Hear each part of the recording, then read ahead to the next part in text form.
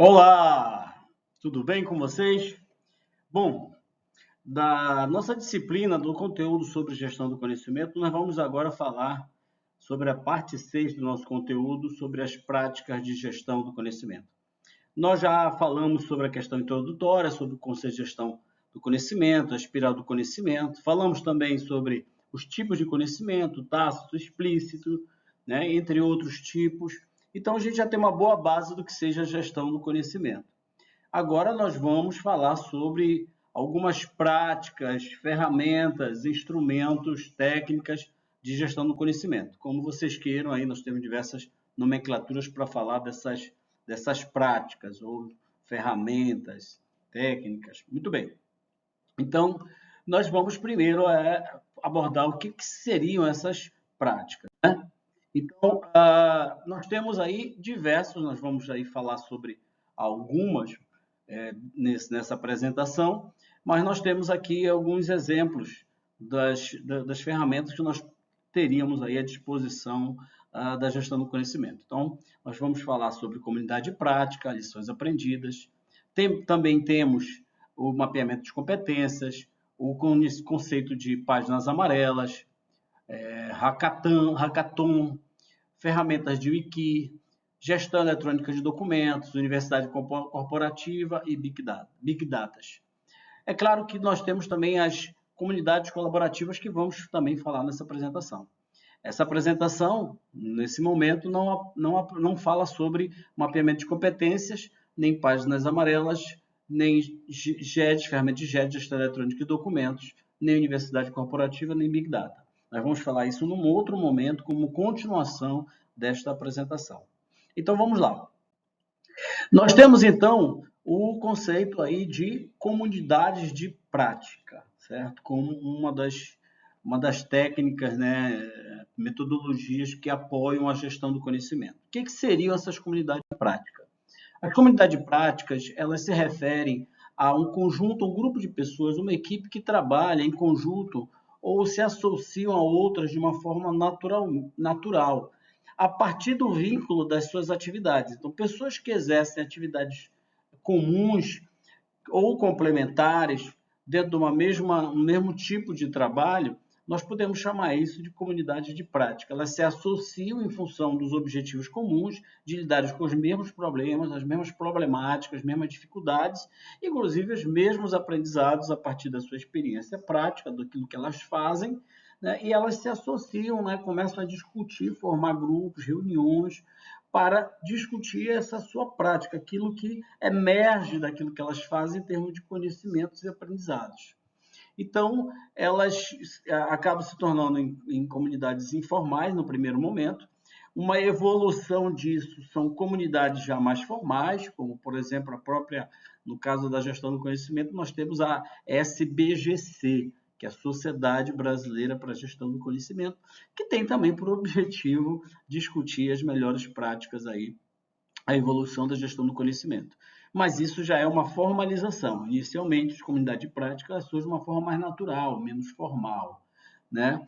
Então, elas começam a desenvolver alguns mecanismos para começar a discutir esses conhecimentos que emergem das suas ações.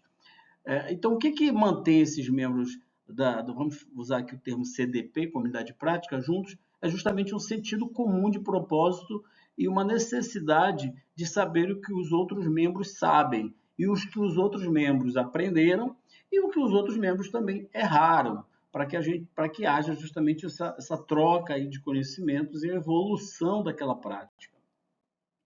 Então, segundo a SBGC, comunidade de prática é um grupo de pessoas que compartilham interesse, um problema que enfrentam regularmente e que se unem para desenvolver um conhecimento de forma a desenvolver ou aprimorar uma prática em torno desse tópico, ou de uma atividade, específica, né? Então, nós temos então aí alguns elementos que envolvem aí o conceito de comunidade de prática. O primeiro é o seguinte, o domínio. O segundo é a prática e o terceiro é a comunidade. Então, o primeiro, essas pessoas elas se reúnem em torno de um domínio no sentido de uma atividade específica, né?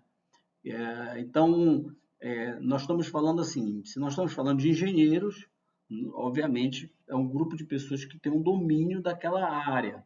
Se nós estamos falando, por exemplo, dos produtores de farinha, automaticamente essas pessoas que estão em torno daquela atividade ali de produção, por exemplo, de farinha, podem se reunir. E o segundo elemento, como base, é que essas pessoas elas desenvolvem a prática. Esse conhecimento vem da prática, não exatamente da teoria. Então, podemos dizer, por exemplo, que um grupo de pesquisa dentro da universidade para discutir determinado tema, uma determinada linha de pesquisa, é uma comunidade prática? Não. Não, porque ali na universidade, ou no grupo de pesquisa, o objetivo é desenvolvimento mais teórico. Eles não são exatamente aqueles que praticam, desenvolvem aquela atividade. Muito embora eles possam estudar sobre aquela atividade. Então, um grupo de pesquisa pode estudar, por exemplo, as melhores práticas, as melhores formas de produção da farinha. Por que, por exemplo, a farinha de Bragança se destaca em relação às outras farinhas? Então, automaticamente se vai estudar, os pesquisadores vão estudar dentro de uma comunidade lá em Bragança o que difere e o que eles fazem, talvez, as técnicas que ele emprega que fazem com que a farinha se destaque em relação à qualidade. Então, esse grupo ele não é uma comunidade prática, tá? Mas os grupos ali dos membros daquela comunidade ali de produção de farinha, quando se reúnem para discutir os seus problemas, aí sim, são pessoas que vêm da prática, então eles podem se configurar uma comunidade prática. E eles têm um sentido de comunidade. Né? O que é uma comunidade?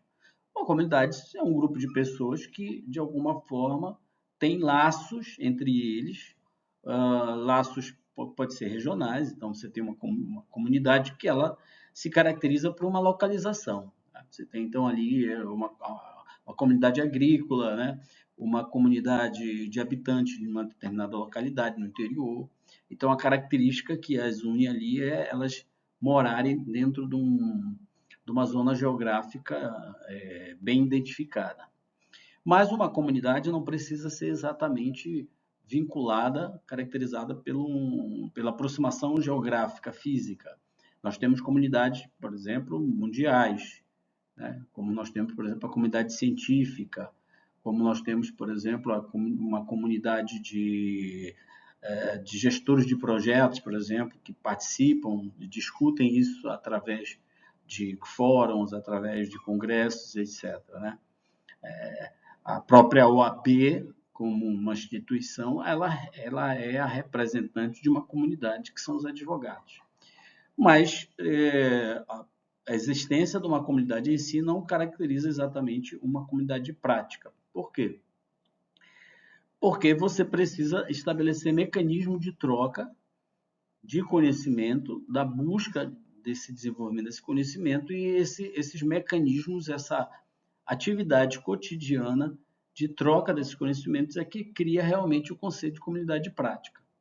Nem todos os advogados no Brasil trocam informações e conhecimento em si de uma forma sistemática, de uma forma organizada, com objetivos em comum. Então, não necessariamente o fato de você ter uma OAB significa que a OAB em si ela reúne uma comunidade prática, não necessariamente. Tá? Muito bem.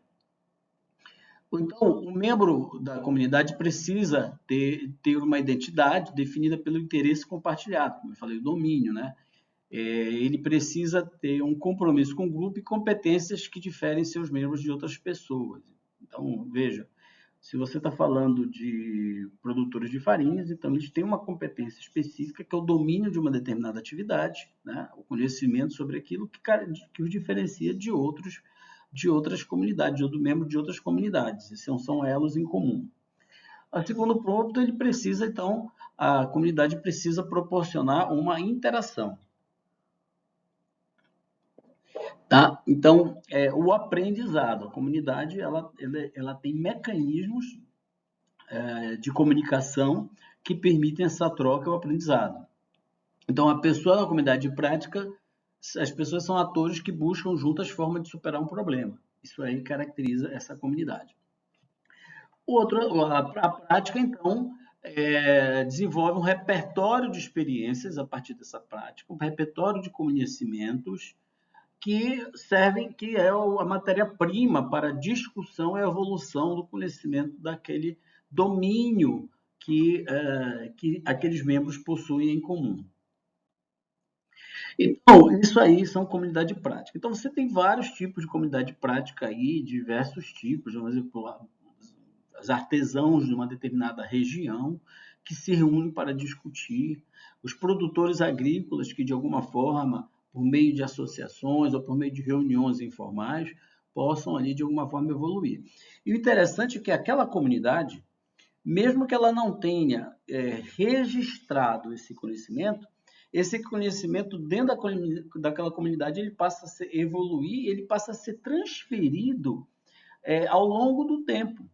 Então, se você for, por exemplo, numa comunidade de produtores de artesanato, vamos lá pensar ali na produção de artesanato de Coraci, que tem ali uma comunidade ali de produtores de artesanato. Eu já visitei várias vezes lá em Coraci, tem um local lá que reúne vários produtores de artesanato. Então, você vai ver o seguinte, que aquelas pessoas se conhecem, aquelas pessoas se reúnem, discutem, né?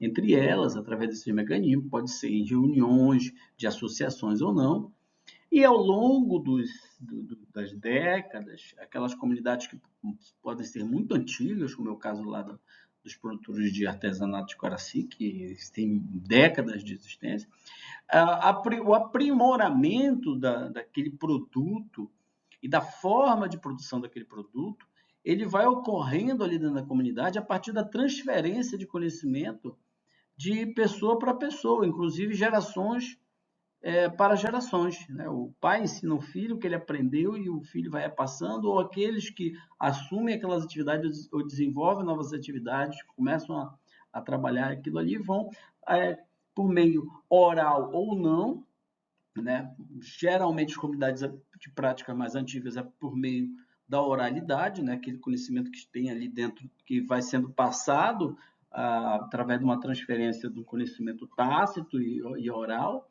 ele vai sendo transferido. É o caso, por exemplo, se você for para uma comunidade que tem, por exemplo, o domínio das ervas medicinais, né, que a gente chama de conhecimento tradicional, né, associado, que é uma comunidade que conhece, por exemplo, tem bastante conhecimento de plantas, de ervas que curam. Não existe um manual, não existe um livro, não existe nada. Aquele conhecimento daquelas pessoas ali vai sendo transferido naquela comunidade ao longo dos anos, muitas vezes de pai para filho. Mas hoje, no mundo que nós vivemos, que é totalmente tecnológico, nós temos mecanismos para desenvolver essas comunidades por meio, por exemplo, de redes sociais online. Então, vou mostrar aqui uma abordagem de algumas ferramentas que permitem a criação de comunidade de prática por meio de ambientes de internet, por meio de sites, né, ferramentas online. Então, a tecnologia, hoje, ela é uma forte aliada dessas ferramentas de gestão do conhecimento. Então, aqui um exemplo do site do ning.com, em que você pode criar comunidade de prática do tema que você quiser. Eu mesmo já criei uma, já faz tempo, mas eu já participei de outra também que não criei. Então, você pode escolher ali um tema qualquer, pode ser gestão de projeto, pode ser produção de artesanato, pode ser gestão do conhecimento, ou inovação na indústria, ou outra área qualquer que você queira, de repente, reunir pessoas que têm interesse naquilo, que estejam ali militando profissionalmente naquela área, e você pode criar uma comunidade totalmente online que junte essas pessoas para discutir, né, as melhores práticas. Você tem, por exemplo, hoje também no Facebook, aquelas comunidades, sabe, no Facebook, aqueles grupos que a gente chama, né, no Facebook, você vai encontrar também no Facebook milhares de comunidades de prática ali, por exemplo, de mecânicos, tá? Você vai encontrar lá. Mecânicos, eu, por exemplo, já fiz parte de uma comunidade por uma questão de interesse sobre o assunto, de energia solar, especialista em energia solar. Tem lá 68 mil membros, essa comunidade. especialistas em energia solar. E ali, naquela comunidade, eles postam seus problemas, as suas soluções em torno das suas práticas, discutindo ferramentas, instrumentos, metodologias, técnicas, problemas que eles encontram, e também serve para um outro fator também, para parcerias. Muitas vezes ali o pessoal posta ali, olha, não quero fazer parceria com técnicos, com vendedores ou empresas que interessam de fazer ali relacionamentos comerciais. Então, ali é um tipo de comunidade prática que utiliza da internet para se desenvolver. Aqui o Ning é um exemplo que você tem de como você pode utilizar. Então, você tem ali alguns pacotes para você usar o Ning, e que você pode ali desde de 25, 49 reais, tem ali vários níveis que você pode contratar para utilizar. Claro que cada valor que você paga tem a ver com as ferramentas, os recursos técnicos que você tem, a quantidade de membros que podem ser agregados e as ferramentas ali, o nível de intensidade das ferramentas que você vai utilizar. Então, esse é um exemplo do Ning. Nós temos também, dentro desse conceito que envolve ali comunidade prática, a gente chama também de comunidades colaborativas, que se mistura um pouco com o conceito de comunidade práticas, porque essas comunidades colaborativas, elas muitas vezes elas são tipos de comunidade prática que também utilizam da internet para não somente para trocar conhecimento, para colaborar em relação a determinados temas. Então, vamos lá. As comunidades colaborativas, elas são, por exemplo, sites que podem ser utilizados por empresas, que aí já não é uma comunidade prática, né? Eu estou dizendo que pode ser utilizada também por comunidade prática. Mas você tem, por exemplo, pode ser o uso corporativo dessas comunidades. Então, uma empresa ela pode pegar um site e esse site ela configura para reunir os funcionários daquela empresa para colaborar no seu meio de trabalho. Cria-se como um instrumento de gestão de equipes e de trabalho dessas equipes. Então, para que você utiliza essas comunidades colaborativas online, que hoje muitas empresas utilizam para ajudar na gestão do trabalho daquelas pessoas que precisam trabalhar em equipe? Então, vocês podem desenvolver produtos e serviços, bem aqui, novos produtos e serviços, mapear tendências e novas tecnologias também, você pode utilizar aquilo ali, otimizar processos de negócio, porque você pode, inclusive, dentro dessas comunidades, criar ferramentas de gerenciamento de projetos, de metas, trabalho em equipe. Temos um projeto aqui da participação na feira, na feira do setor. Temos um projeto aqui de desenvolvimento de software. Então, você pode sim, por meio dessas comunidades, desenvolver aí mecanismos para esse trabalho. Se reduz, obviamente, o custo, porque isso ajuda a otimizar o tempo das pessoas, a organizar o trabalho, a comunicação entre as equipes. Ajuda também a buscar insights de clientes para melhorar o negócio. Por quê? Porque você pode inserir nessas comunidades colaborativas também os clientes e fornecedores, inclusive, né? A Natura, um tempo atrás, uns anos atrás, desenvolveu uma comunidade desse tipo, elaborada exclusivamente para a Natura, para desenvolver ideias de novos produtos. Como é que ela fazia? Pegava as revendedoras da Natura, colocaram dentro de uma grande comunidade, né, usando essas ferramentas, e essas revendedoras davam ideias de novos produtos. Essas ideias de novos produtos eles eram classificadas de acordo com a viabilidade, e alguns grupos dentro dessas comunidades eram responsáveis de analisar a viabilidade de produção e a viabilidade comercial. E aí aquela ideia ia passando por um filtro. A primeira fase dessas ideias, de passar pelas ideias, era o seguinte: era justamente avaliação da comunidade inteira. Então, de repente, eu tenho ideia lá de lançar um sabonete de uma erva da Amazônia. Olha, poxa, tem uma erva aqui da Amazônia muito bacana, e eu tenho ideia ali de criar um sabonete hidratante, etc. Eu lanço a ideia. Primeiro filtro é que aquelas pessoas que trabalham ali, né, com revenda, analisem aquela ideia e dizem, poxa, isso é legal, olha, acho que isso dava para vender. Por quê? Nada melhor do que a pessoa que vende o produto para ter ideia da admissibilidade dele no mercado, da aceitação desse mercado, né? Então, muitas vezes, às vezes, algumas pessoas já tiveram essa ideia, algumas pessoas já falaram e tal. Então, a primeira etapa é essa. Depois começa a passar ali por um filtro e você analisa a viabilidade comercial, a viabilidade econômica, etc. Então, a Natura chegava ali a desenvolver ideias de mais de 300 produtos por ano através de uma comunidade colaborativa.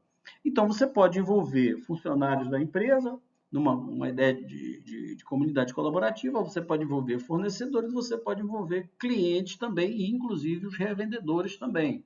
Tá? Você pode também realizar inteligência de mercado, né? O que é inteligência de mercado? Você fazer análise constante do que está acontecendo no mercado, de oportunidades que surgem, de ideias que surgem, do que o concorrente está fazendo, os que os clientes estão buscando, fatores econômicos também do mercado, e tudo aquilo que envolve os sinais que o mercado está dando ali continuamente para as empresas. Então, você pode também, por meio dessas comunidades, discutir esses dados aí de mercado e chegar a elaborar um cenário para que a empresa possa tomar decisões. Também pode funcionar como uma caixinha de sugestões, né? Aquilo que eu falei um pouquinho da questão da Natura também funciona um pouco como caixa de sugestões, né? E também é um mecanismo para você criar uma cultura de colaboração, que as pessoas, né, que antes você não tinha esses instrumentos, essas tecnologias, essas técnicas, e essas ferramentas tecnológicas, elas permitem que as empresas e as pessoas passem a aprender a trabalhar em equipe e, sobretudo, que colaborem uma com as outras. Veja, nem sempre pessoas que trabalham na equipe efetivamente colaboram, né? A gente sabe disso. Algumas pessoas são extremamente resistentes a colaborar com as outras, a transmitir o seu conhecimento, a prestar apoio, a ajudar. Algumas pessoas ainda têm um espírito muito excessivamente individualista, né? De que da feita que a pessoa passa aquele conhecimento, ela perde valor. Ela acha que o fato dela ter um conhecimento que ninguém tem a transforma num ativo mais importante, quando na verdade isso é uma ideia muito antiga, uma visão ultrapassada. Hoje em dia, o valor das pessoas está justamente em dois elementos chaves. Primeiro, a capacidade que ela tem de dar apoio, transmitir conhecimento e apoiar os colegas, e a capacidade que ela tem de aprender com os outros e trabalhar em conjunto. Isso é uma atitude, né? Uma competência que as empresas buscam mais do que nunca. Então, vamos dar aqui um exemplo de uma comunidade, olha só. Você pode ter uma configuração aqui, uma imagem de como a comunidade, as pessoas se cadastram e você vai ter ali o perfil de cada elemento. É um pouco parecido com o que a gente vê no LinkedIn, que você tem uma comunidade, você tem uma comunidade no Facebook, mas a diferença é que aqui é focada. Você vai lá, tem um perfil de cada um, como você tem em qualquer rede social, mas a diferença é que aqui você tem mecanismos de colaboração, instrumentos de colaboração, mensagens, você tem ferramentas de trabalho, você tem aba de discussão e com um foco, com um objetivo concreto, né? Focado no determinado tipo de atividade ali para produzir um produto, um serviço, a entrega de um produto ou serviço de uma organização. Então, aqui tem um exemplo, né, de uns perfis e muitas empresas utilizam hoje essas comunidades. Nós temos também aqui um outro site também que permite, é uma outra ferramenta também, como exemplo, vocês podem clicar depois e acessar a própria ferramenta, que é o SaberSim. O SaberSim é uma plataforma que permite você criar um portal corporativo, como se fosse uma intranet, né, de uma empresa. Então, em vez da empresa fazer a sua própria intranet, com a sua própria equipe, imagine você ter uma empresa pequena que não tem toda aquela estrutura e você gostaria de ter lá uma intranet corporativa, mas você não tem, você tem um escritório de advocacia, é uma clínica ou uma empresa menor, ou até uma empresa maior que não quer ter o trabalho de desenvolver isso, ou que a sua equipe de TI, ou a sua assessoria de TI se dedique a isso. Então, seria muito mais simples, muito mais efetivo, até menos custoso, essa empresa a recorrer a esses sites que já entrega tudo pronto. Já você vai fazer lá um cadastro, você vai pagar, obviamente, lá um preço de acordo com o serviço que você está contratando, e o site ele te entrega já pronto a sua intranet para você postar lá conteúdos, para você postar, criar toda aquela estrutura que você teria de gestão de documentos, comunicação com a equipe, gestão de projetos e tal. Você poderia entregar tudo isso já ali prontinho, formatadinho, com um logomarca da empresa, tudo bacaninha, pagando uma mensalidade sobre isso. Isso aí é muito mais simples, totalmente online, você não tem que se preocupar em instalar nada dos servidores da empresa, você não tem que se preocupar com backup, a equipe de TI não vai ter que montar um servidor para gerenciar isso, não vai ter que ter um desenvolvedor, um cara que vai ficar ali atendendo às demandas sobre novas ferramentas, isso já é entregue pronto. Então, é também uma ferramenta aí que as empresas utilizam para gerenciar seu conteúdo, né, da sua equipe, da sua empresa.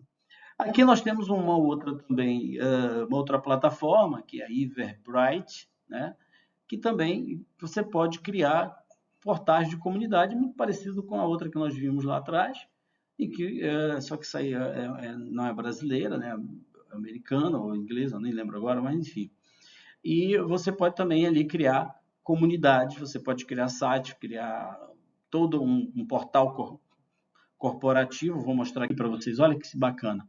Você pode criar isso aí, você pode ter, você tem a versão do aplicativo no seu celular, você cria um perfil e você se integra ali com uma comunidade. Então, pense numa multinacional, uma empresa que tem várias filiais, uma empresa que tem várias, tem, por exemplo, revendedores, uma franquia, vamos pensar numa franquia.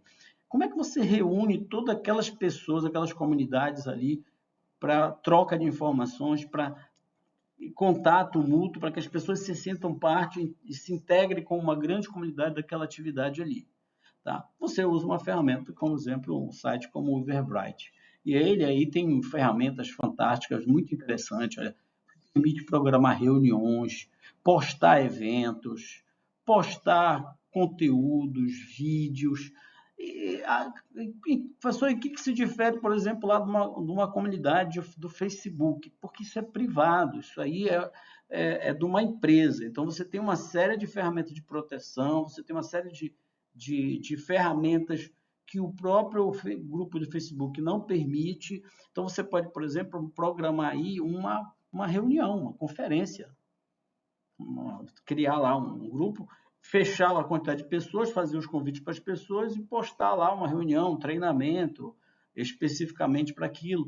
Postar coisas, por exemplo, que não podem ser públicas, porque, por exemplo, um datasheet dos seus produtos ou um guia de implantação de um determinado produto, uma campanha publicitária, por exemplo, uma empresa, manuais de treinamentos, documentos do presidente da empresa, vídeos do presidente da empresa para falar sobre determinados temas. Então, essa é a ideia.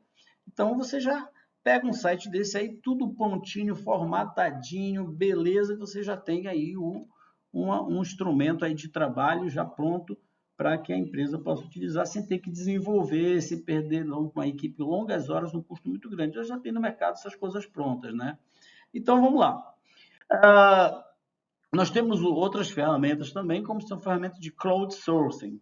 Crowdsourcing são ferramentas de colaboração, de criação conjunta de produtos e serviços. Então, você pode, por exemplo, startups hoje utilizam esses sites, né, para o quê? Para fazer lançamentos de produtos e serviços para construção colaborativa. Isso é um exemplo, por exemplo, de crowdsourcing, né? As empresas, os consumidores e uma comunidade pode atuar na construção conjunta de produtos e serviços. Uma outra ferramenta também de crowdsourcing é, por exemplo, uma ferramenta que tinha do Batalha de Conceitos, que é Battle of Concepts, que é uma empresa inglesa, em que ela fazia desafios. Aqui na tela vai aparecer aqui desafio no Farm, desafio MAGE, Albert Einstein, Saint-Gobain. O que significa isso? As empresas nesses sites, elas colocam problemas que elas precisam resolver E os membros cadastrados, eles vão analisar aqueles problemas e apresentar soluções. Isso é usado muito para universitários. Então, os universitários, por exemplo, na área de engenharia, de repente ali uma empresa tem um problema na área de engenharia, um problema que ela está batendo cabeça ali, e ela quer que alguém proponha uma solução. Pode ser problema na área de marketing, na área de engenharia, desenvolvimento do produto, comercial, todo tipo de problema que uma empresa enfrenta. Então, ela vai lá, descreve toda a problemática, todas as coisas que ela tem, que ela está passando, que ela quer como solução, o que ela está buscando como solução, e ali os membros daquela comunidade, isso era usado muito na Inglaterra, no Brasil, nós chegamos a ter também, mas hoje não tem mais, que eram universidades, alunos de universidades, apresentavam soluções. E aí eles poderiam ser contratados por essas empresas ou eram pagos por valores razoáveis por essas empresas. Então, as empresas botavam um valor, vão pagar para o vencedor, vão pagar 15 mil reais, por exemplo. E, frequentemente, aqueles que apresentavam as soluções eram ali candidatos, ali, potenciais candidatos a serem contratados por essa empresa. Então, ali também era um mecanismo de encontrar talentos. Tá? Essa ferramenta aqui, que é um software chamado Bright Idea, é uma ferramenta também de gestão de ideias, gestão de inovações. Como é que ela funciona? Ela utiliza o conceito de processo de inovação, em que toda inovação ela segue um determinado processo, né? O desenvolvimento da ideia, né? A oportunidade, depois a viabilidade econômica, desenvolvimento técnico, piloto, e depois a viabilidade comercial, teste de mercado, etc. Então, ele passa ali por um processo. Então, o que essa ferramenta tem? Ela tem ali um processo, ali, um funil de inovação, e que começa, por exemplo, com a colaboração, ou seja, as ideias que as pessoas vão colocando lá e vão postando. Depois faz um funil de inovação, ou seja, primeiro estudo de viabilidade, avalia os resultados, e aí eles vão ali, cada ideia que vai sendo criada dentro ali vai passando por etapas até chegar no elemento final, que é a ideia concretizada efetivamente. Então, vou mostrar um pouquinho com mais detalhes. Então, por exemplo, a segunda... vamos lá, só voltar aqui. Voltar aqui. Opa.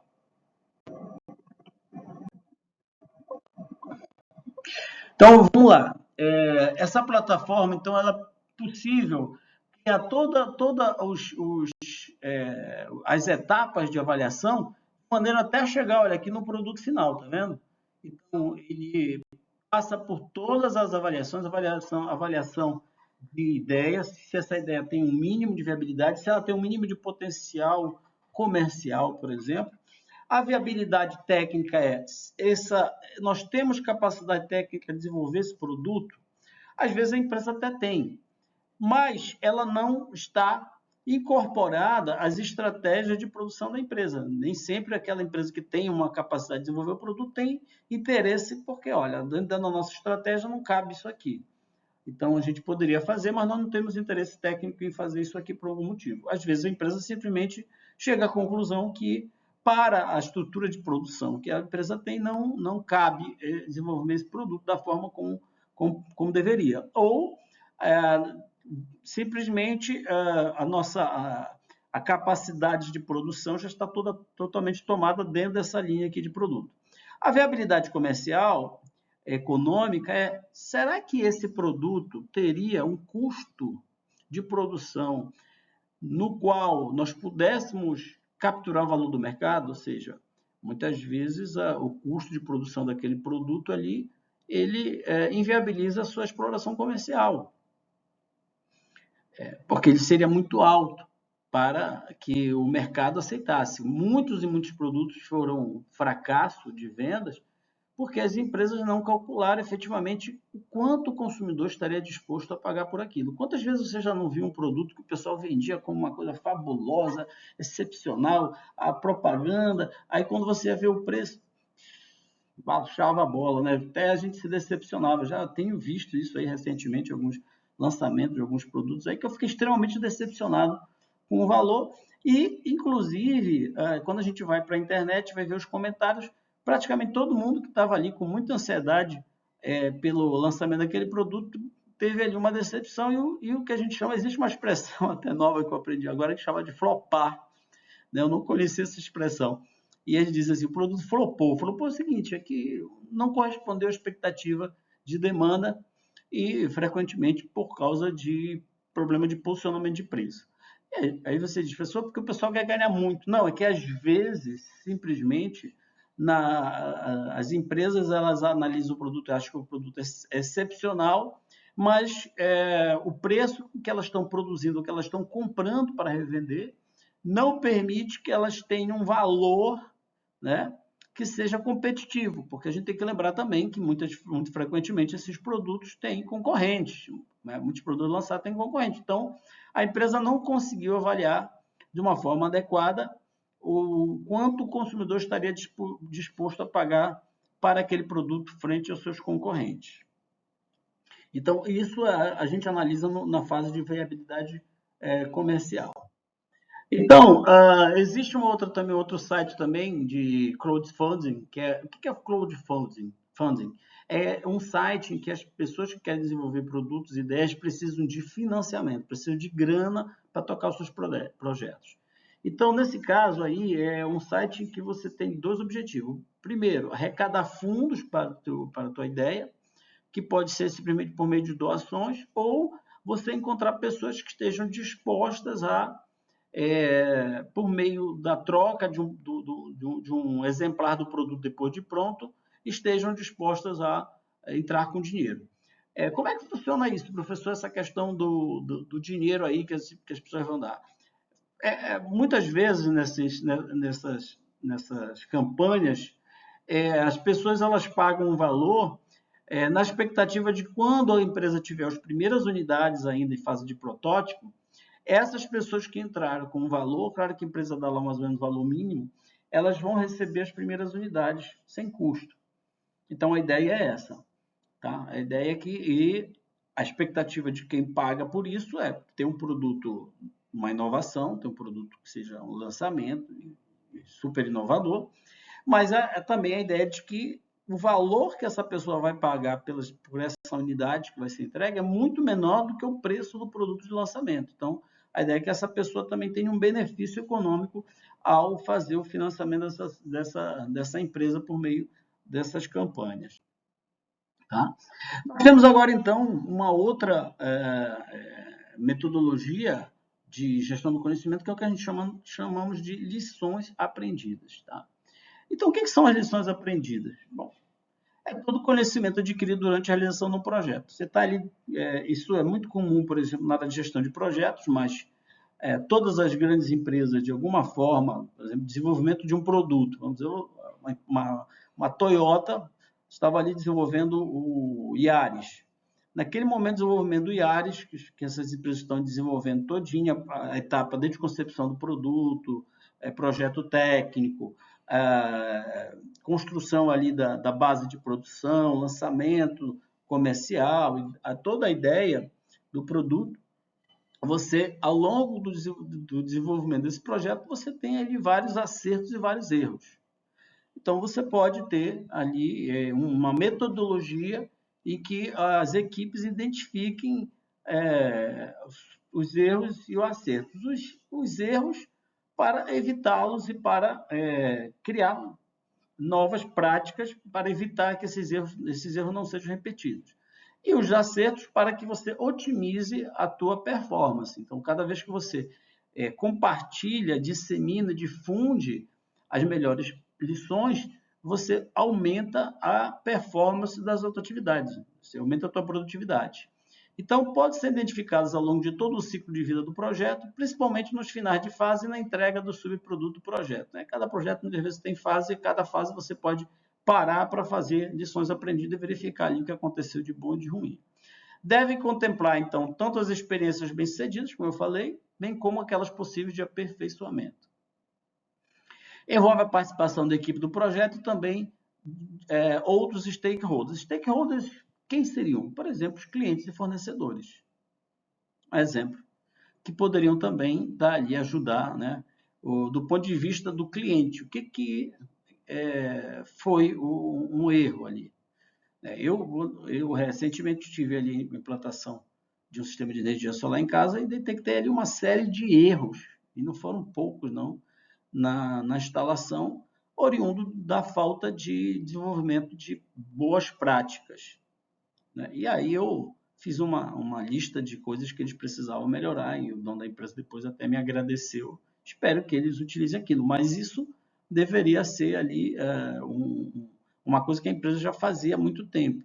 Então, cada vez que o líder de projeto ali está ali observando aquilo e o cliente reclama alguma coisa, olha, isso aqui está errado, isso aqui ficou feio, isso aqui, essa instalação foi feita de maneira errada, que foi o meu caso, imediatamente o que o gestor daquele projeto deveria fazer? Ele deveria anotar aquilo ali, né? Sentar depois, fazer um ciclo de reunião com a equipe, discutir o que foi feito de errado e, a partir daquele momento, aquela prática ali passa a ser padrão. Olha, isso aqui não pode mais acontecer desse jeito.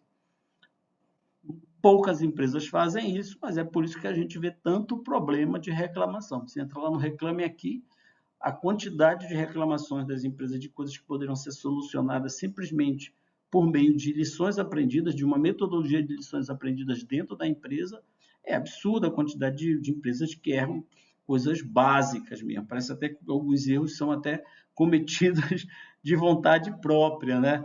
De tão, às vezes, básicos e banais que são esses erros cotidianos.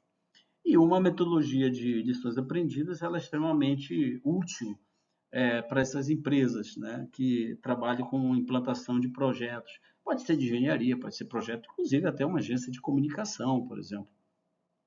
Uma agência de comunicação de marketing também pode utilizar dessas ferramentas. Então vamos lá olhar um pouquinho mais, né? Como é que você pode, então, essa metodologia pode se desenvolver? Bom, você tem que formalizar isso como um mecanismo interno da empresa. Tá? Então, toda vez que acabar um projeto, os responsáveis pelo projeto sentam, reúnem e vão discutir o que aconteceu de bom e de ruim. Olha, aconteceu tudo bem e a partir daquilo ali eles vão desenvolvendo, por exemplo, um manual que a gente chama de manual de boas práticas. Tá? Eles vão ali estabelecendo. Bom, a empresa não precisa chamar de manual de boas práticas, mas ela pode desenvolver, por exemplo, um manual de implantação, em que ela vai estabelecer as normas para aquilo. Nós temos um grande banco de boas práticas no Brasil, que são as normas da ABNT, as normas do Inmetro. Ora, vocês como alunos sabem que quando você vai fazer o TCC, você está ali, vai lá recorrer à ABNT. E muita gente não se dá conta, mas a ABNT ela é um banco de lições aprendidas. De onde surgiu a regra da ABNT? Surgiu da necessidade de você estabelecer padrões que todos cumpram para que os trabalhos acadêmicos tenham um mínimo de, não somente de qualidade, mas uma estrutura que seja comum a todos e de que dessa forma aquele trabalho ele possa ter um mínimo de qualidade na sua estrutura ou nos métodos internos, por exemplo, de fazer uma citação, uma referência de uma obra. Então, ali você estabelece aquelas práticas ali para facilitar. Então, se não houvessem regras da ABNT, por exemplo, para você citar, que você botar nas referências, muita gente poderia simplesmente excluir ou ver a ausência de dados importantes para você depois consultar aquelas obras, saber das fontes que foram colocadas ali. Por exemplo, se você não tem uma regra da ABNT para você, por exemplo, citar a fonte de uma imagem, você está cometendo o quê? Você está cometendo um erro, uma ilegalidade no que diz respeito ao direito autoral. Então, a norma da ABNT em relação à fonte de um dado que está presente no trabalho e em relação à fonte de uma imagem que você está utilizando, ela é uma prática, né, correta para que se respeite a lei de direito autoral. Então, é isso. Tá? As normas do Inmetro também, no que tange a padrões de engenharia, também são importantes, que é chamada NBR, Normas Brasileiras. Então, quando você vai implantar um projeto elétrico, você vai fazer a instalação de um projeto elétrico numa casa, você tem uma norma, e aliás, tem várias normas da ABNT que regem a instalação de um sistema elétrico de uma residência, que tem por objetivo garantir o mínimo de qualidade naquela instalação, que ela não tenha nenhum problema, não vai gerar um curto e de repente a casa possa sofrer ali uma explosão ou tocar fogo. Segundo, é a segurança também.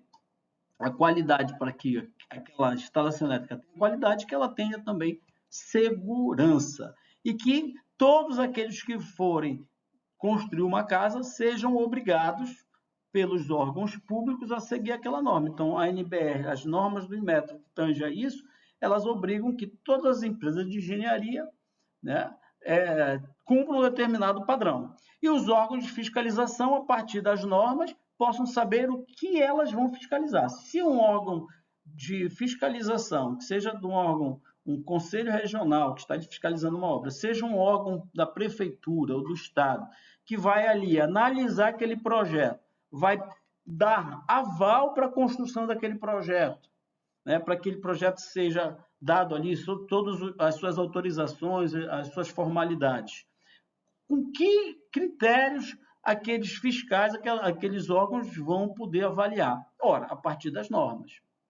Então, as normas, elas emergem do que nós chamamos de boas práticas e das lições aprendidas. E de onde é que se tira isso aí? São os especialistas, eles, ao longo do tempo, eles vão avaliando através de pesquisas, através de muita experimentação da ciência, eles vão desenvolvendo ali os padrões e também, a partir da experiência prática de todos aqueles profissionais, eles vão dizendo, olha, para fazer a instalação com segurança tem que ser assim. E aquilo ali são décadas e décadas de evolução daquele conhecimento ali. Então, as lições aprendidas, elas é um conhecimento, então, adquirido, né, através da experiência e que é capturado, registrado, analisado e compartilhado. Resumo é isso. Os objetivos são, então, evitar a sua recorrência, tá? Promover a sua aplicação em situações futuras e podem ser consideradas como desvios em relação ao planejamento de um projeto ou atividade, tanto do ponto de vista positivo como negativo. Então, olha só, eu falei para vocês sobre a fiscalização, por exemplo, de um projeto de instalação elétrica. Ora, quando você tem uma fiscalização, você tem uma análise dali, você também vai verificar se houve um desvio ou não do que seria o padrão correto. Então, para isso servem também as lições aprendidas para você avaliar de uma forma formal ou não de como aquilo foi feito, se aquilo foi feito daquilo que estava previsto ou não. Então, para isso que você, a cada final de projeto, a cada etapa de entrega de subproduto do projeto, as equipes elas fazem uma avaliação, ver se alguma coisa saiu fora dos padrões ou daquilo que estava sendo planejado. Tá? Então, quais são os elementos básicos para você, por exemplo, criar uma metodologia de lições aprendidas? O primeiro, o evento, o que aconteceu? Olha, aconteceu um problema, nós tivemos ali uma falha ali, tivemos um curto ali na instalação daquilo ali. Por que aconteceu? Houve um acidente. Mas por que houve um acidente? O funcionário ali não estava equipado, ele não seguia um padrão, ele não desligou o disjuntor. Então, você vai ver o que aconteceu. A produção de um produto, então entrega, vamos lá, vamos pensar num caso aí, fugindo da área de engenharia, vamos pensar numa empresa de comunicação. A empresa preparou toda uma campanha, tudo, chegou na hora, algumas coisas deram errado, a campanha não saiu no momento certo, saiu com erro, vamos dizer, puxa vida, saiu uma propaganda de caderno inteiro na revista, tinha um erro horrível de português. Que coisa feia para uma agência de comunicação. Alguém vai chegar, aí o cliente olha lá, vê aquilo, poxa, pelo amor de Deus, pô. Se escrever com certeza junto, todo junto, com certeza separado. E aí, claro que o cliente vai dizer assim, que tipo de qualidade desse pessoal que está trabalhando aí na área de que está escrevendo, né? A pessoa não sabe nem o português. Aí você vai reunir, um exemplo, o que aconteceu? Não, tivemos um problema aqui. Então, nós imprimimos, tivemos um problema aí da impressão aí de milhares de jornais, uma folha inteira, ou então, de repente, um folheto de propaganda qualquer, ou então você mandou produzir ali milhares de agendas e sai o nome da empresa errado. Gente, quantas vezes eu já vi isso? Quantas vezes eu já vi isso acontecer? O nome da empresa está errado. E aí a agência, o cliente chama e diz, eu não quero minha agenda com o nome errado da empresa. Me desculpe, devolve.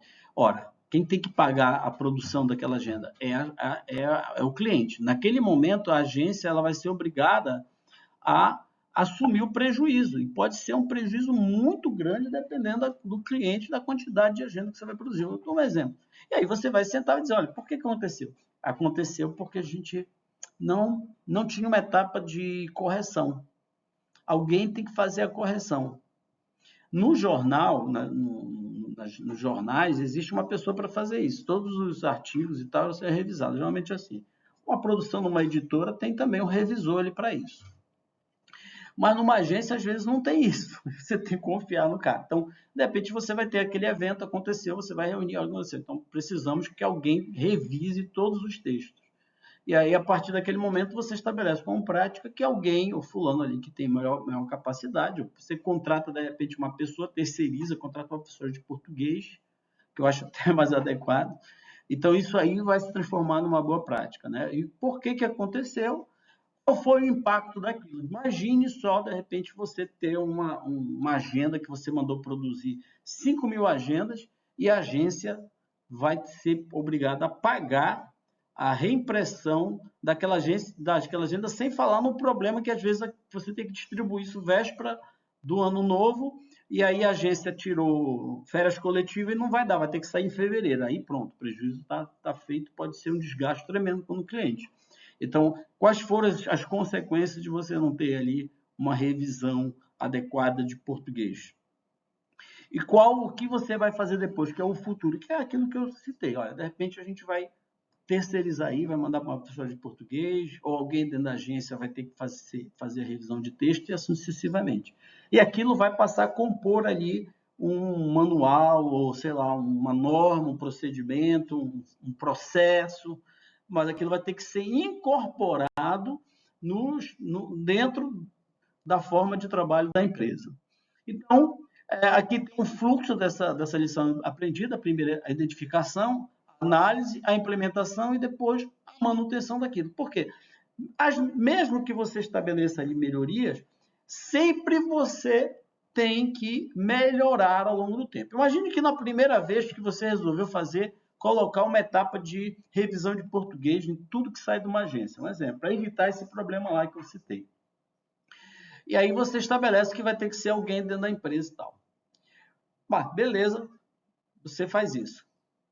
Mas você descobre que, por mais que uma pessoa, um publicitário, né, porque geralmente vai ter que ser um publicitário dentro da tua equipe, alguém ali, conheça, que seja bom em português ou fale adequadamente, ele nunca substitui, por exemplo, um profissional da área, uma professora de português.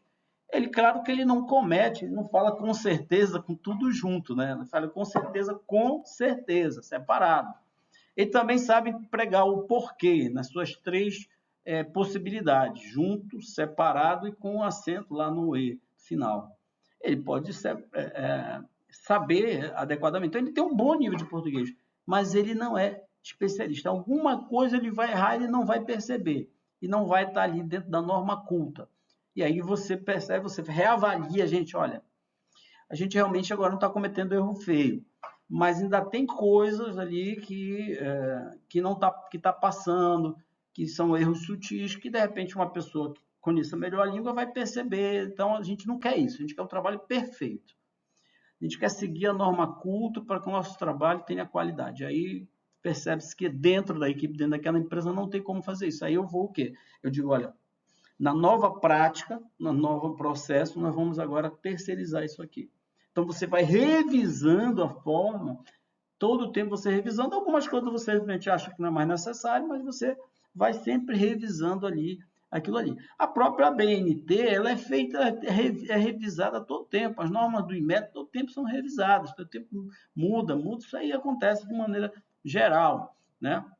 As normas, por exemplo, dos conselhos regionais também em relação a comportamentos. Hoje em dia, por exemplo, nós estamos vendo aí que é necessário, inclusive, alguns conselhos de classe começar a questionar a questão da ética, né, dos padrões de comportamento ético no mundo digital, nas redes sociais, que é um fenômeno novo. Então, obviamente, tudo isso passa a ser incorporado em novas práticas, né?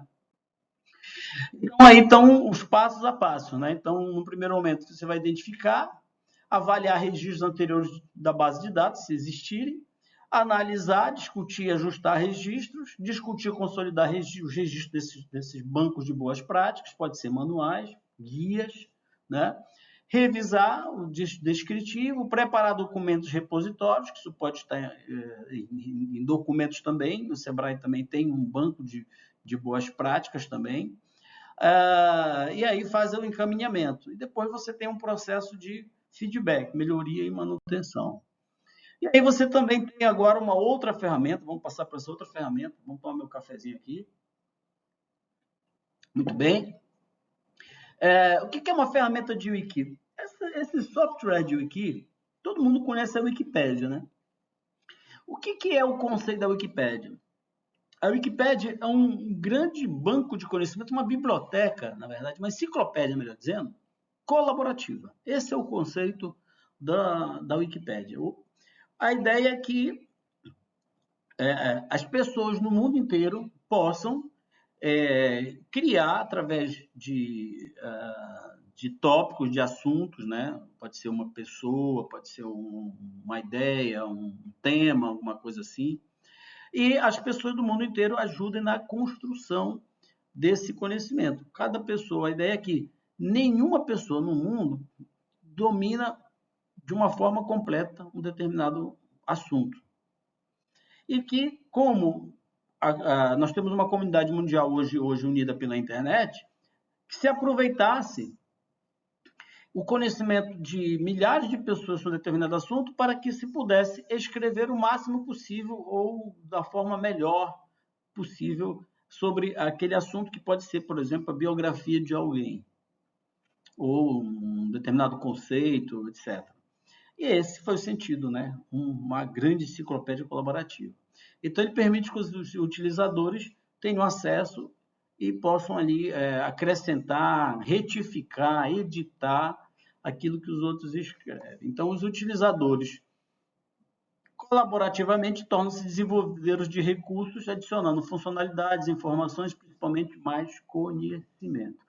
É uma plataforma aberta, normalmente aberta, mas ela pode ser utilizada também de forma fechada por uma empresa, porque isso é um software que pode ser também, eu posso criar isso dentro da minha empresa, uma ferramenta de wiki. Eu vou falar um pouco melhor isso lá na frente, tá? Um pouquinho mais daqui. Então, aqui um exemplo, né? O que é o significado aqui do wiki? O termo wiki, então, traduzindo como rápido, ligeiro, veloz, tá?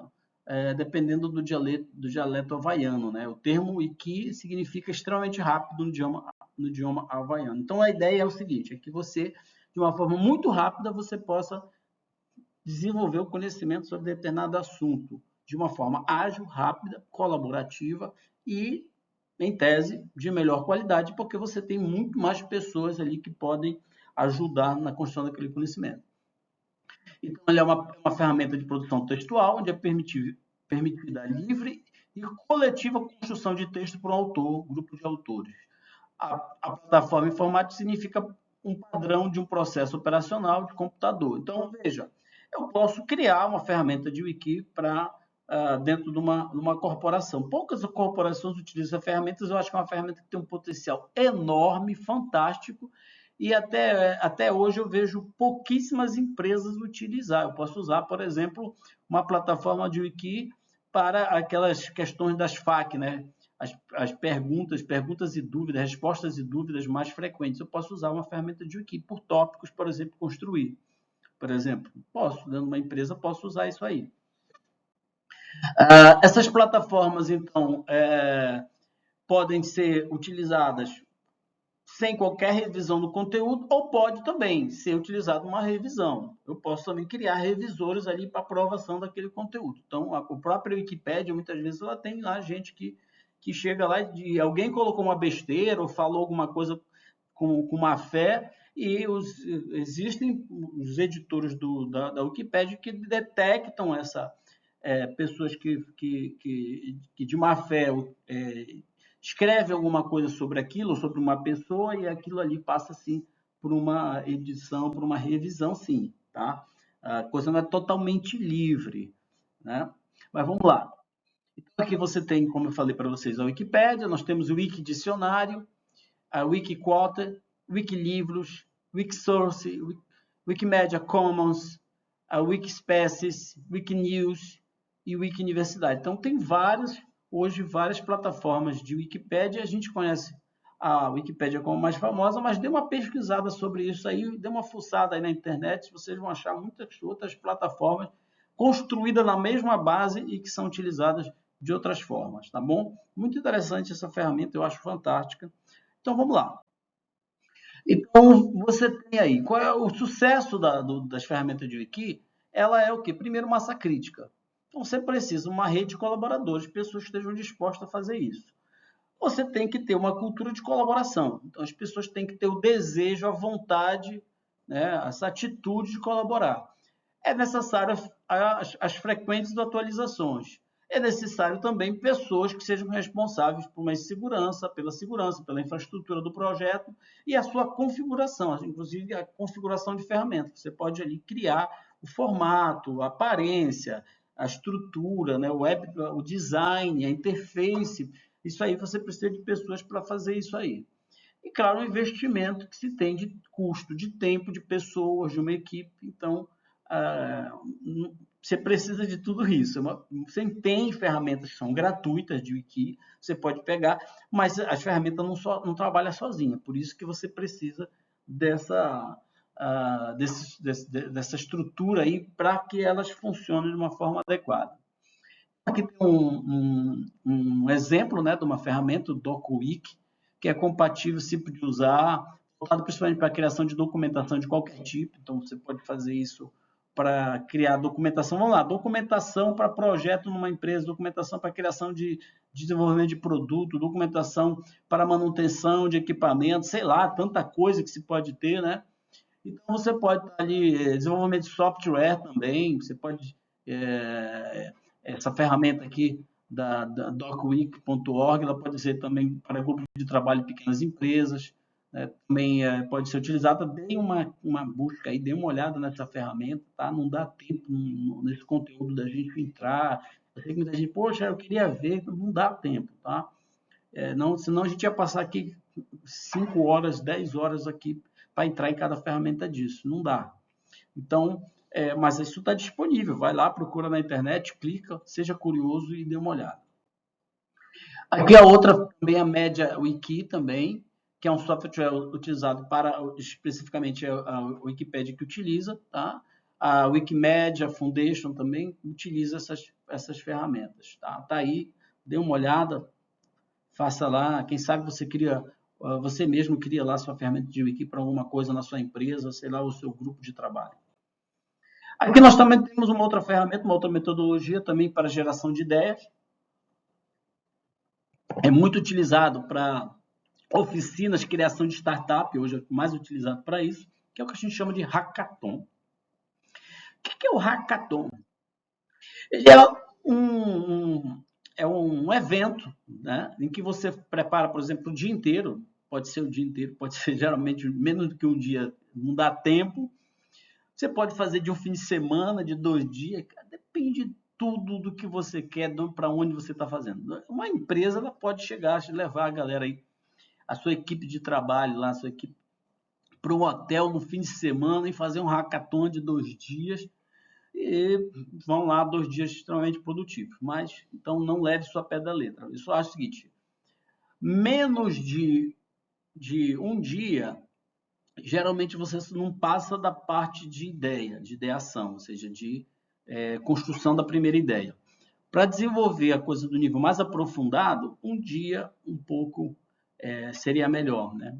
Porque já vi criar hackathon de coisa de uma noite, mas eu acho que ali não passa da primeira ideia. O que o hackathon é? Você reúne as pessoas em grupos de trabalho com o objetivo de desenvolver uma ideia de negócio ou uma ideia de produto. Pode ser a criação de uma startup, pode ser a criação de um produto, certo? E aquelas equipes vão ali fazer a sua proposição de desenvolvimento, de lançamento daquilo. Então, qual é o benefício? A ideia é criar novas ideias revolucionárias que sejam produtos ou serviços ou negócios. Isso ajuda no moral dos funcionários, isso, na verdade, é uma forma de concentrar os funcionários em determinado tempo para pensarem e inovarem, criarem, focar essas pessoas, botar essas pessoas aqui, vocês vão sentar, reunir, eu quero uma ideia nova. A ideia é essa. Eu quero que vocês pensem, tirem, saiam, parem de pensar fora da caixinha, nós estamos precisando de ideias novas.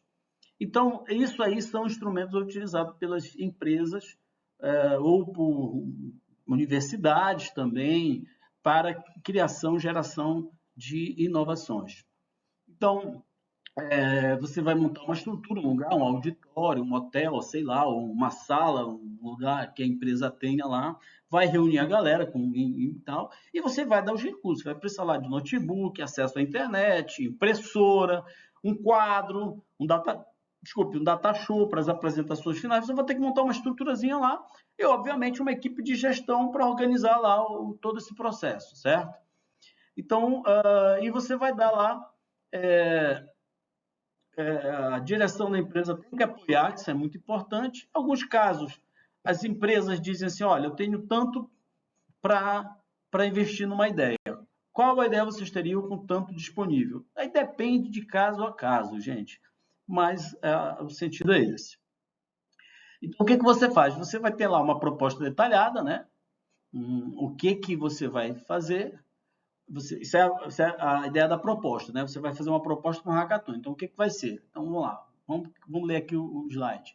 Um dia longo, focado e baseado em equipe e o caso onde os funcionários podem vir juntos para desenvolver ideias e propostas de negócios. Quando? Sábado, 2 de abril, às 9 horas, lá no ano tal, né? Onde? Aí você vai estabelecer um local. Quem? Aí você vai dizer quem são as pessoas que vão participar. Olha, vai ter o pessoal da engenharia, vai ter o pessoal do marketing, vai ter o pessoal do atendimento ao cliente. Não, o pessoal depende muito do caso, tá? Então você pode ser todos os funcionários, pode não ser, você pode escolher um determinado grupo de funcionários, depende da empresa, depende de uma série de fatores. Vamos lá, o tema. O que podemos fazer para melhor serviço aos clientes na fabricação? Olha aqui, esse aqui é baseado num tema.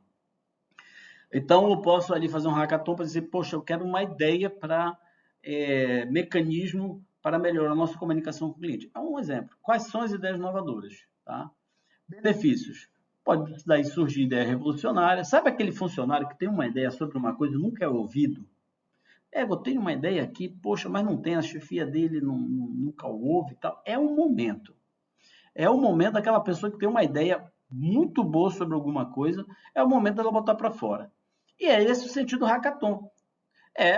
Dar um espaço, um ambiente, um momento que pessoas criativas ou que nunca puderam também ali parar para pensar no dia a dia do trabalho e que quebre a hierarquia, porque muitas vezes as ideias não vão à frente porque você tem ali um chefe que é um idiota. Vamos lá falar.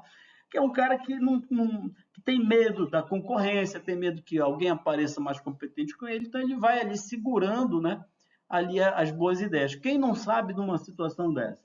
E a empresa faz isso para quebrar essa hierarquia que é contra a inovação, que é contra o aproveitamento da capacidade dos funcionários. Isso também é o sentido do hackathon. Às vezes estão lá um orçamento, tá, para você fazer, tá? E dar um orçamento até para a ideia, olha, a gente tem tanto para desenvolver e tal, de repente pode ser o desenvolvimento de um produto, um aplicativo e tal. Você pode até estar, olha, nós estamos querendo desenvolver um aplicativo para atendimento aos clientes. E junta lá a galera toda, vamos ver quem tem a melhor ideia. Depende de uma temática, uma coisa aberta, depende de caso a caso. E aí você tem aqui uma estrutura aqui de apresentação, tá? Problema a ser resolvido, tá? A proposta de invenção, como é, e aqui o plano de implementação, você vai desenvolver todo o plano, etapa por etapa, é um projetinho completo, mas muito conciso, tá? Você não pode ser só inventar uma ideia para inventar, você tem que mostrar a viabilidade dela que você sabe como implementar. Essa é a ideia do hackathon. Não é simplesmente você dar uma ideia do nada e uma coisa que às vezes é uma viagem, não. Você vai diagnosticar o problema, você vai descrever a solução de uma forma muito concreta e você vai fazer ali, olha, eu sei como fazer isso. Vai ser assim, assim, assim, assado, eu preciso desse recurso. Então, é isso aqui a ideia. E aí você, no final daquele momento, as equipes vão se reunir, vão apresentar isso num data show, vão apresentar isso usando um quadro, um dashboard, sei lá, os recursos que tiverem à disposição naquele momento. Então, no final, aí tem a apresentação, tá? Tá aqui, você vai fazer essa apresentação de todos os projetos, que é o momento chamado momento haha, tá bom? Então, vamos dar um exemplo para vocês aqui, um trainphone, uma ideia de trainphone, tá? Nossa empresa deve usar a sua experiência em TI e rede. Vamos dar um exemplo aqui de uma ideia do Hackathon, tá bom? Isso aqui é uma ideia do Hackathon, vamos lá. Nossa empresa deve usar a sua experiência em TI e rede para desenvolver um móvel para criar uma ferramenta de treinamento e reduzir o absenteísmo do nosso cliente, melhorando assim a produtividade. Então, qual é a ideia? É desenvolver um app, né, para smartphone de treinamento de uma empresa, dos colaboradores de uma empresa. Então, eu tenho uma empresa de TI, eu já presto serviço para uma empresa, eu tenho um cliente e o cliente lá disse que tem muito problema de treinamento, não sabe como fazer treinamento. Não dá para a galera parar tudo, parar uma semana, os custos de treinamento se tornam muito altos para fazer isso. Então, poxa, como é que eu posso usar aí, fazer treinamento aí mais efetivos, com mais flexibilidade, reduzindo o custo, isso esteja disponível todo o tempo para funcionar no momento que ele quiser. E aí tem aí uma ideia. Um aplicativo de treinamento corporativo. Em vez de entrar no site, em vez de ficar assistindo vídeo no YouTube, está aí um aplicativo. De repente, você desenvolve um aplicativo e tem uma plataforma ali de cursos online da empresa, em que as pessoas ali que querem criar determinado... Vamos lá, de repente o cara quer fazer um cursozinho de manutenção de um equipamento ali, qualquer. Olha, como é que deve se fazer a manutenção disso aqui? Vamos lá, uma concessionária. Olha, eu quero saber qual é o procedimento certo para você retirar uma caixa de marcha de um carro. O cara vai lá com um celularzinho mesmo, pode pegar um próprio celular, tal, ele grava o vídeo e tal, faz tudinho, vai explicando, como tem lá no YouTube, gente, né? Não tem no YouTube, mas isso aí é corporativo. Aí ele vai lá e cria dentro da plataforma um curso como tirar a caixa de marcha do modelo Jeep Compass. E aí ele publica lá isso dentro do aplicativo aí. Imagine que seja uma Volkswagen, uma Chevrolet. Aquilo pode ter um aplicativo, uma plataforma para... A Chevrolet tem mais de 500 concessionários do Brasil. Aí os caras vão lá no aplicativo lá e assistem o vídeo dedicado para aquilo ali. Exemplo. Um exemplo, por exemplo, no caso do recall, quando uma empresa tem que chamar os carros que vendeu para trocar uma peça que deu problema, né? Chamado recall. Hoje o recall é tão sério que você não pode transferir um carro. Se você comprar um carro e tiver um recall pendente, você não transfere para o seu nome enquanto você não ir na concessionária fazer o recall. Caso vocês não saibam, hoje está assim. Eu encontrei um cara que tinha uma Spin, comprou uma Spin, estava aparecendo o recall, ele tinha que ir lá na concessionária fazer o recall e depois ele poderia... Isso aqui em Paragominas. Muito bem. Aí, de repente, você tem que transmitir para as pessoas aquele curso sobre como fazer a troca daquela peça ali, no recall, ou corrigir uma coisa que às vezes nem é uma troca de uma peça, mas só uma correção, fazer, por exemplo, uma atualização de software. Sei lá. Pode fazer lá, usar um aplicativo. Então, isso aí é a ideia dessa ideia aí que surgiu aí de um hackathon. Tá bom? E aí tá aí o exemplo, não vou entrar nesse detalhe, mas aí vocês podem dar uma olhada depois, está lá na apresentação, desse caso aí, desse case, desse aplicativo, com todos os detalhes. Não vou entrar no detalhe de cada um, está aí disponível, vocês deem uma olhada, que a ideia central eu já passei. Então, os hackathons eles fornecem um mecanismo para o desenvolvimento de ideias que pode então ser implementado. Então, você tem ali uma proposta, uma invenção, isso está ligado a uma estratégia de inovação que busca uma melhor performance e aumento da competitividade.